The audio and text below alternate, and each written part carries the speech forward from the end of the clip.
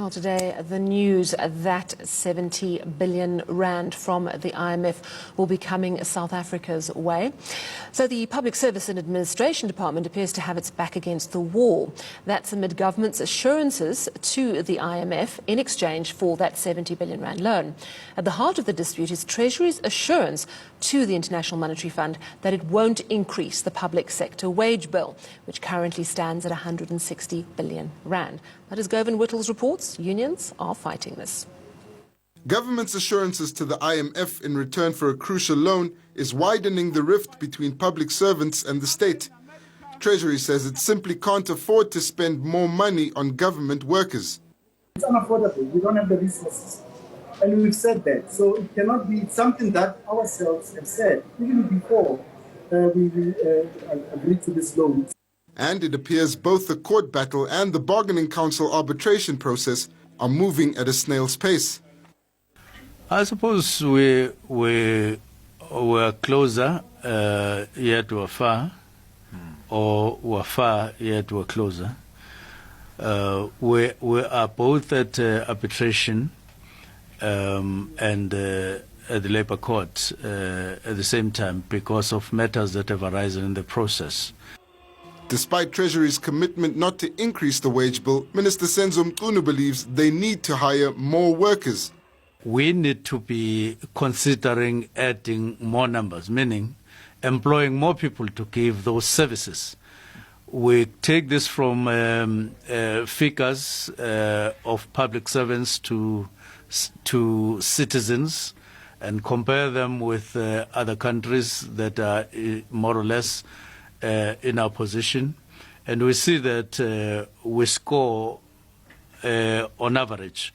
We are not doing very well in that front. Labour Federation COSATU feels government has betrayed workers. For them to go ahead and give assurance to the IMF that they are not going to go any further in terms of the public service, that solidifies their attitude towards the public service in this country that has been demonstrated year and year in every time they make their budgets. With both government and the public sector unions digging in their heels, it appears the courts will have to decide if the assurances to the IMF can be honoured. Govan Whittles, Pretoria. So 70 billion rand from the IMF for South Africa. It's critical, of course. This money is spent properly. It is used to help lift our country out of its economic quagmire and put us on a growth path. Well, how we do that is, of course, the big question. I'm joined by Bernstein of the Centre for Development Enterprise. Good evening, Anne. Is this IMF loan a good thing for South Africa? Did we have no choice? Sally, we went into the COVID crisis in a very weak economic position. We were already spending far more than we were managing to raise, and this had been happening for a long time, and the COVID lockdown has exacerbated the situation. So South Africa is one of about 100 countries that has gone to the IMF for emergency funding, and it's not good, but as long as it's not the beginning of a cycle where we have to go to the IMF for more money, but maybe the government has committed to do certain things, and so there's a bit more pressure on the South African government to finally act on reform and corruption. How much do we know of the conditions of the loan? We saw in that package that we've just played by Govan Whittles that there is a commitment that it is not used to increase public sector wages. Is that the sort of thing we should not be spending it on? We should definitely not be spending more and more money on public sector wages. If you think about it, there are about 1.2, 1.3 million civil servants, and we spend nearly 60% in 2020 of tax revenue on them. That doesn't make any sense at all. Of course, a lot of those people should be doing important jobs. They're nurses, they're policemen, they're all sorts of essential things. The problem in South Africa is that public sector wages have risen much too fast over the last decade, really, much faster than the private sector, and we don't get value for money. So we appoint the wrong people, we don't appoint managers who know how to manage people well, we don't have senior executives who know how to do the job. So we continually waste money. And of course, then there's enormous leakage through corruption.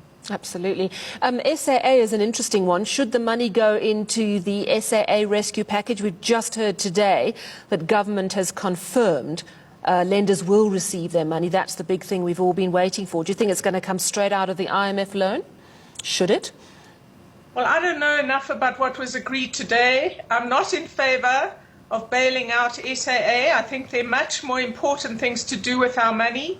And at a time when the aviation industry is reeling from the COVID-19 economic crisis around the world, why South Africa, who have failed to manage an airline effectively for the last, I don't know how long, last decade at least, thinks that they can manage a new airline effectively beats me. So I am opposed to any additional money other than the sort of loans, we have to pay back.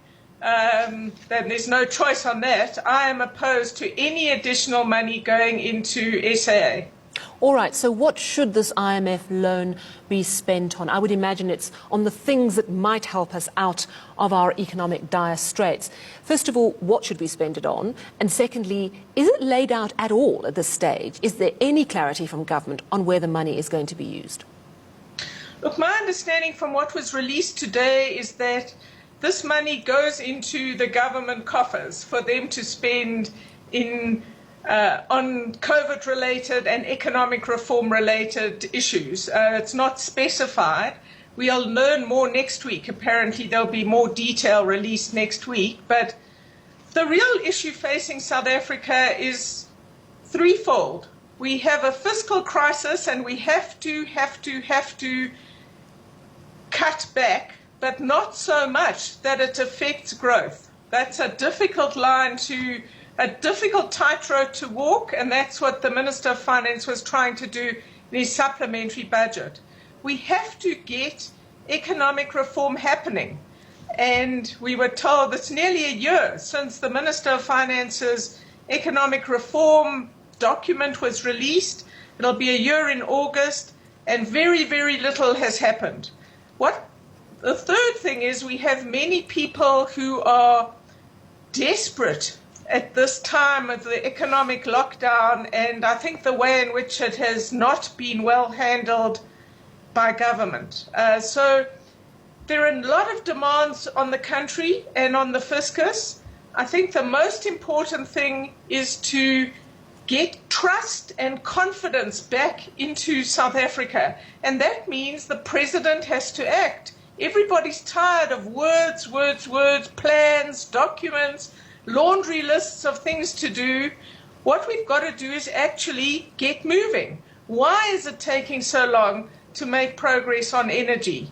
And if the minister isn't doing what the president wants, the minister should be fired. So we need to actually get progress and have accountability.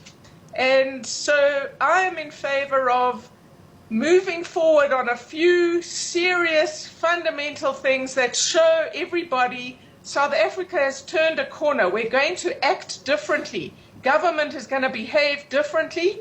And I think it's absolutely vital that we move much faster in putting corrupt people on trial and then in jail. We need senior people at the national level and a few in the local authorities to be put in jail to put the fear of retribution across the country so that we start turning the corner on how we spend our money. South African citizens want value for money, and too much of our money is wasted or it is stolen. So let's look at specific programs. I mean, we know we have a massive job problem, especially for youth who are unemployed.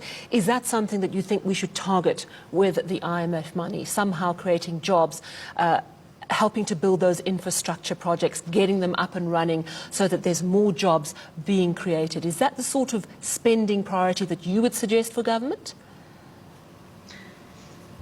You don't create jobs. You don't spend money and get jobs. You have to get growth, and then you can get jobs through new firms that want to hire people.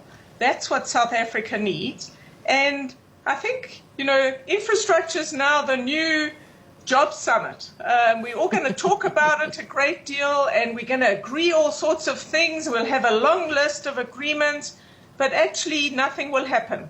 So unless there is a significant change in terms of how the government and the private sector interact, I don't see how we're going to get infrastructure projects that help provide confidence and help move the country forward on growth.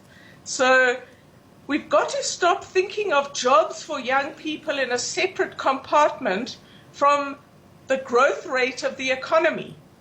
So there are millions of young people who need jobs. The president has talked of we need short-term courses and we need to help skill young people. Of course we do. But that means you have to fix the TVETs, the CETAs, and basic education.